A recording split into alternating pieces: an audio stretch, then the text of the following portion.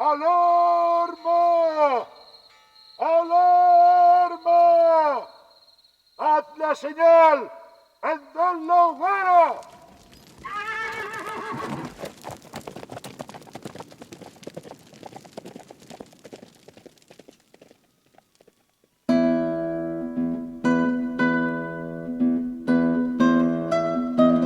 Si tuvieran el don de hablar, seguramente serían las atalayas, esas torres sólidas y elegantes que en su día levantaron por doquier tanto moros como cristianos, las más indicadas para contarnos la historia de Alcalá la Real y de sus tierras. Se las conoce con nombres como la Dehesilla, la del Cascante, la Moraleja, la Guadalquita, la de Santa Ana, y a través de ellas se transmitían como impulsos nerviosos las alarmas, las órdenes y contraórdenes, los avisos y las noticias. El punto neurálgico de donde partía toda orden y a donde confluían avisos y noticias no era otro que la fortaleza de la Mota.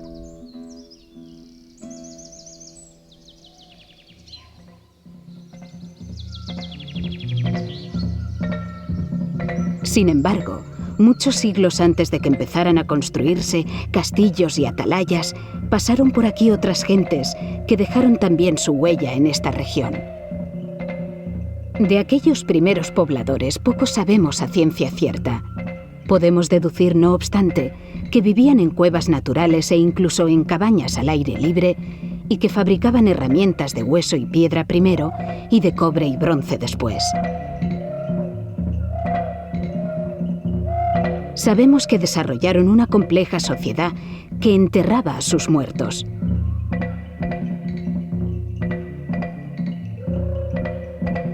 También producían objetos no tan solo útiles, sino también bellos.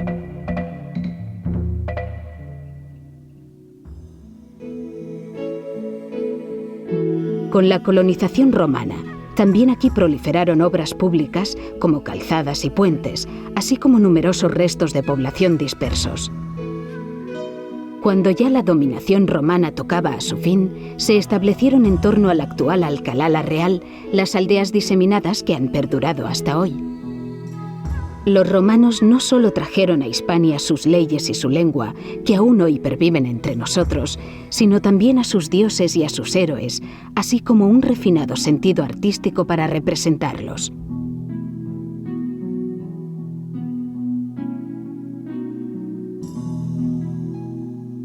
Allahu Akbar, Allah.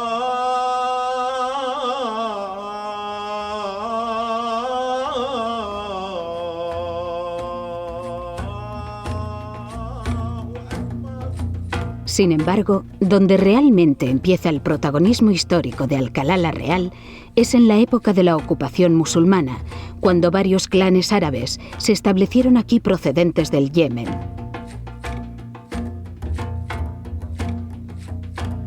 Los recién llegados no debieron tardar en levantar la primera fortaleza, que se alzó en el Cerro de la Mota, puesto que ya desde antiguo se conocía este lugar con nombres que contenían la voz Kalhat o Al-Kalhat, que significa fortaleza en árabe.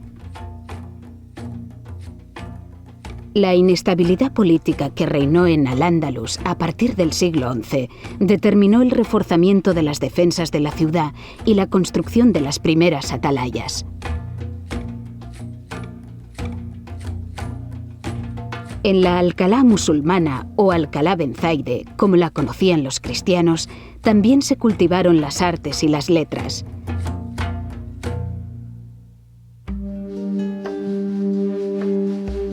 Aquí, en 1213, nació y se educó en su juventud el poeta Ali ibn Said, conocido también como Al-Andalusí o Al-Maghribí, autor de una prolífica obra literaria.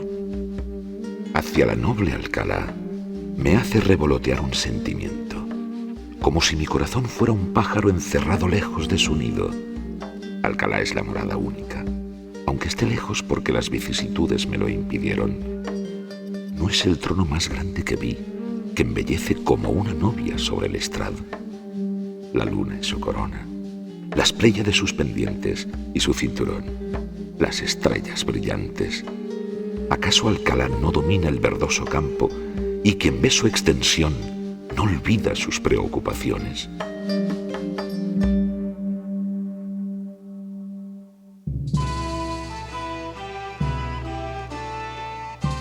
Pero por encima de los muros de la ciudad fortificada nunca dejaron de soplar vientos, sino de guerra abierta, sí de racias y escaramuzas entre los diversos clanes árabes. Y cada vez más entre moros y cristianos.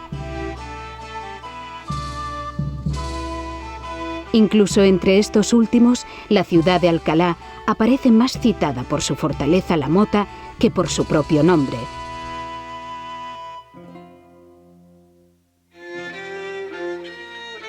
De ella precisamente era natural el arcipreste de Ita, en cuyos versos así la menciona. El rabé gritador con sus altas notas, Cabel, el orabín, tañendo la surrota, y el salterio con ellos, más alto que la mota.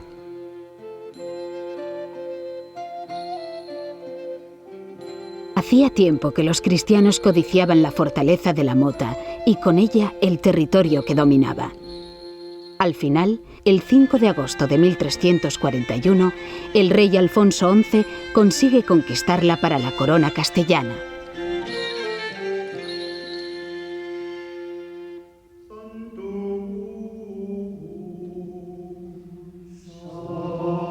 Ya en manos cristianas, la ciudad se erige en abadía independiente y se empieza a construir la iglesia de Santa María la Mayor, que se constituye en sede abacial.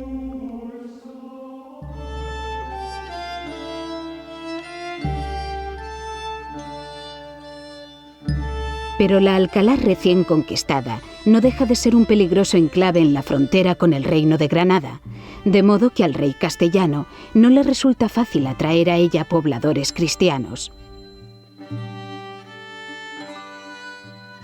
A tal fin, el rey ofrece múltiples exenciones y privilegios a los nuevos habitantes de la ciudad que deberán contribuir a su defensa.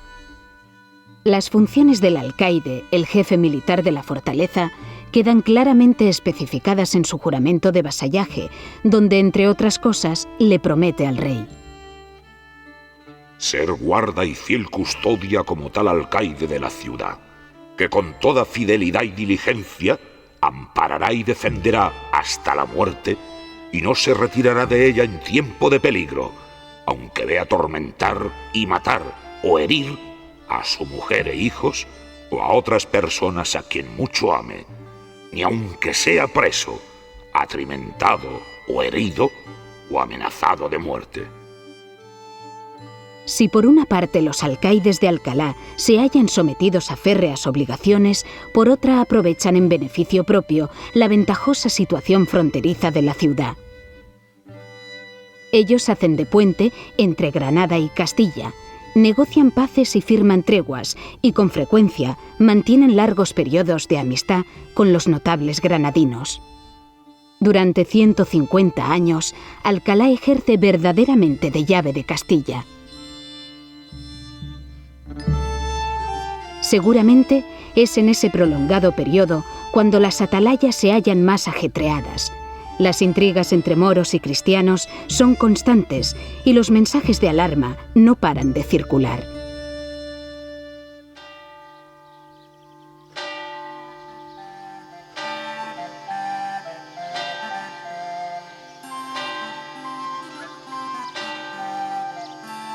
Sin embargo, Alcalá la Real es antes que nada una ciudad cristiana, como demuestran sus diversas iglesias y ermitas, y sobre todo la iglesia mayor abacial.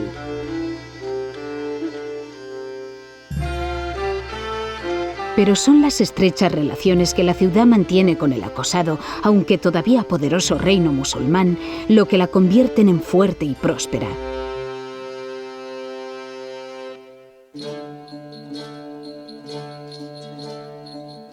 Suele contarse que antes de emprender la toma de Granada, la reina Isabel la Católica pernoctó en La Mota. Sea o no cierta la legendaria presencia de la soberana castellana en la ciudad, lo indudable es que la derrota de los musulmanes tuvo enormes consecuencias para Alcalá la Real, que a partir de 1492 iba a perder su condición fronteriza que tanto la había beneficiado. Si bien después del triunfo de las tropas cristianas hubo un aumento general de población, no tardó en empezar una lenta pero irremisible decadencia, agravada por la expulsión de los moriscos. Los antiguos privilegios reales, ahora que había terminado la contienda, ya no tenían razón de ser. Las exenciones de impuestos que habían colocado los productos de Alcalá en una posición ventajosa ante sus competidores fueron desapareciendo. Sin enemigos a la vista, a los alcalaínos ya no les parecía tan necesario resguardarse tras las murallas, de modo que la ciudad comenzó a descender hacia el valle, levantándose las primeras casas en la ladera del cerro.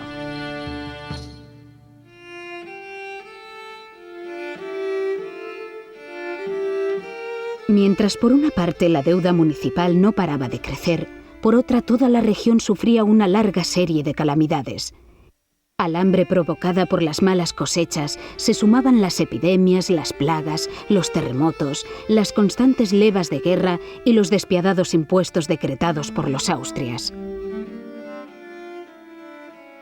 Los agricultores a menudo se veían obligados a vender sus aperos de labranza para poder pagar los impuestos, lo que les condenaba a una ruina definitiva. La diáspora se llevó también lejos de la vieja ciudad a algunos alcalaínos ilustres, como ocurrió con los escultores barrocos Martínez Montañés y Pablo de Rojas. El abandono de la mota y de la vieja ciudad amurallada era ya irremisible. Lo que había empezado como un lento goteo poco después de la caída de Granada se había convertido 200 años más tarde en un aluvión imparable.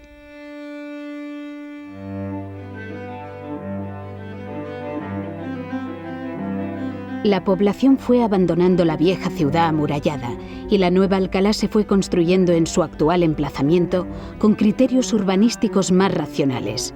Ello permitió levantar los nuevos edificios civiles y religiosos abiertos a plazas y paseos, a la vez que propició la recuperación social y económica de la ciudad. Sus habitantes supieron trocar la severa y encastillada decadencia de la mota por la bulliciosa prosperidad de una nueva vida que transcurría y se propagaba ya, imparablemente, en medio de un llano abierto y luminoso.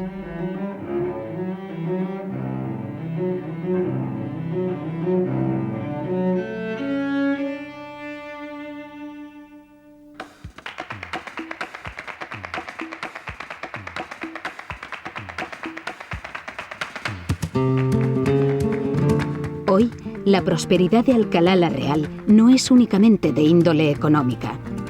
Alcalá crece también de otro modo más sutil, más culto y afectuoso, recuperando por un igual tanto su gran historia, cuyos monumentales vestigios saltan a la vista, como las pequeñas historias que se esconden por doquier.